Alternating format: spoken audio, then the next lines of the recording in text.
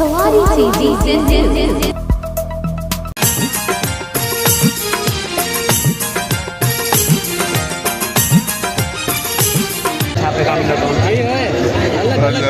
सिंध सभिनी खे मुबारक जो हिन वक़्तु जेका सिंध मुश्किल सूरत मां गुज़री आहे बोध जे करे बारिशुनि जे करे तबाहियुनि जे करे उन ते बि हिन क़ौम पंहिंजो सकाफ़त जे ॾींहं खे ॾाढो मौतबर तरीक़े सां मल्हायो पर अॼु सिज लहण खां पोइ या सिज उभरण खां पोइ असां वरी सुम्ही था रहूं घर पंहिंजे त सिंध जे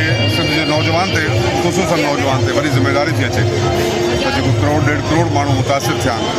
उहे बेघर थी चुका ऐं हिते किरदारु सिंधी माण्हुनि खां अदा करिणो आहे इन असां अॻे ॾुखियनि में मथां अफ़वाहनि जी लोध गारियुनि जी लोध ऐं उन्हनि जा डॉक्यूमेंट्स ठहनि पिया त असांजे नौजवान खे ॿाहिरि निकिरी हिन सां मज़ामत करण जी ज़रूरत आहे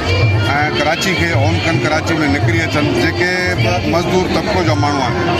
जिन जा पोइ हिते वॾियूं वारा कोन आहिनि आउं चवंदुसि उन्हनि खे कराची अचणु खपे जीअं असां कराची में हिते अफ़गानी ॿनियुनि ते कब्ज़ा पिया कनि ऐं सिंध जी ज़मीन सिंधियुनि जी आहे पठाणनि जी कोन्हे सो नौजवाननि खे या असांजे मारूड़नि खे जेके ॾाढी ॾुखी ज़िंदगी गुज़ारनि पिया उहे कराची में अचनि ऐं हिते रेड़ी छोला खपाइनि समोसा खपाइनि जेको खपेनि सॼी रोज़गारी बि कंदा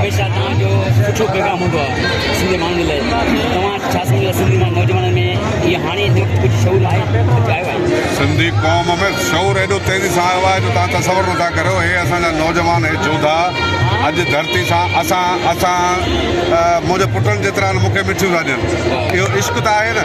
त उन्हनि खे जॾहिं महसूसु थिए थो त को सिंध जी ॻाल्हि करे थो दिलि सां उनखे क़ौम त प्यार थी ॾे एॾो प्यार थी ॾे क़ौम जा त असांजो नस्ल सम्झे पियो त असां सां नाइंसाफ़ी आहे असां सां ॾाढ जबर थियो आहे पर हाणे उहो वक़्तु परे कोन्हे जॾहिं हिन जाबरनि जे काकड़नि में हथ विझी सिंधी क़ौम पंहिंजा हक़ वठंदी सिंधी माण्हू खे इहो पैगाम था ॾियूं त हिमत पकड़ियो मुड़ुस माण्हू थियो जेके ॿाहिरियां धारिया अची हिते दलाली करे पंहिंजी जॻह ठाहिनि था हीअ तव्हांजी सिंध आहे तव्हां उहा छो नथा जॻह भरियो उन्हनि खे जॻह ख़ाली न छॾियो त हुननि खे जॻह हिते मिलंदी ई कान तव्हां पाण मुड़ुस माण्हू थी पंहिंजा इदारा संभालियो पंहिंजा शहर संभालियो पंहिंजो कारोबार संभालियो त मुंहिंजे ख़्याल में इहे लोठिया जेके अफ़गानी अचनि था पिया इन्हनि खे हिते बीहण जी जॻह बि न मिलंदी ऐं इहे उघाड़े पहिरें भॼंदा